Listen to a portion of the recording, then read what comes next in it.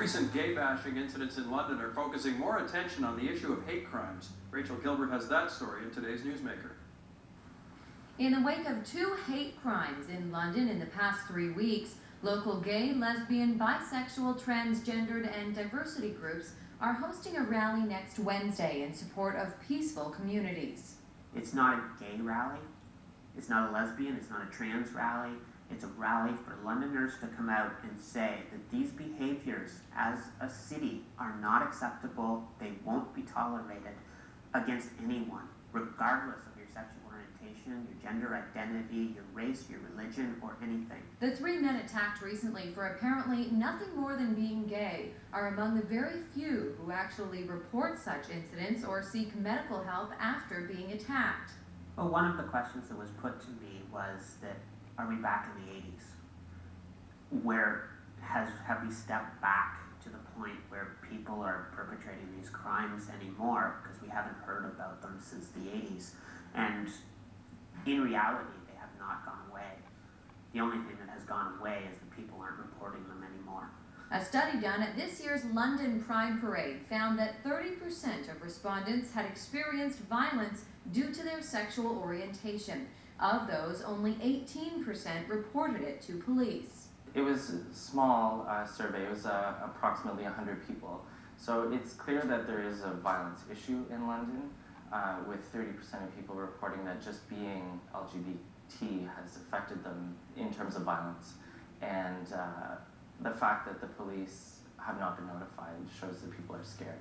A similar study is being done with transgendered people in Ontario, and although it's ongoing, it's found many participants have been victims of violence for the same reasons. And we're seeing that about 1 in 5 people so far report experiencing physical assault and 1 in 7 sexual assault, specifically because they're trans. We didn't actually need to do the study to know this in terms of talking to trans communities. There are really high levels of violence. And when that violence happens, there are also a lot of people who we know don't go to the police because they fear being mistreated and being further traumatized by the police. And there are people who don't even go to the emergency room in those situations. Eric Rosensky was one of the men attacked in London. He and his boyfriend were beaten on September 27th at Central and Maitland by 2 men who saw them holding hands. I was taken to the hospital in an ambulance. I hyperventilated, so I needed to just be treated for shock. I had minor scrapes, bruises, broken toe. Other than that, it's just the shock value. It was really appalling, especially for the city of London, being so close to Toronto.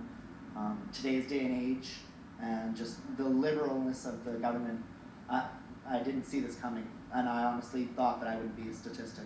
This particular instance struck a chord with me because it seems to epitomize what's really at the core of homophobia and gay bashing and hate, and that is that all they did wrong, and wrong is a loose term, was hold hands.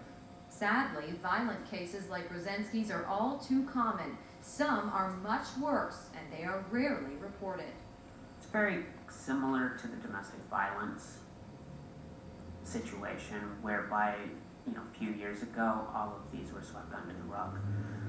Violence against children, spousal abuse, these kind of issues, when they were brought forward to the police or to community services and social services, they just got swept under the rug, and they weren't reported, and agencies dealt with them the best they could. That's where we are with this situation now. I think we need to start with a bit of a culture shift in London. So we don't have a lot of research evidence that's specific to London, but we know anecdotally, again and again and again, that the level of harassment on the street is huge. The rally will be Wednesday, October 7th at Victoria Park at 6 p.m. for all members of London's community. And Rachel, Michelle had some fairly serious allegations to make about the way these cases are handled. That's true. Eric's case, while it was clearly awful, the women that I talked to today say it's mild in comparison to many other cases that are much, much worse and are unreported, and people are scared to report them. They don't want to have to deal with, the hospitals, the police, other organizations that they may be discriminated because they go there, right? We're going to talk about it on Tuesday night on Newsmakers Live and try to get a variety of people to look at it from a number of angles. And I think it's a great topic because there is a lot of things we can say, and we have a lot farther to go in addressing this issue. Okay, thanks very much, Rachel. Time for the 3-day forecast now. And homecoming weekend won't be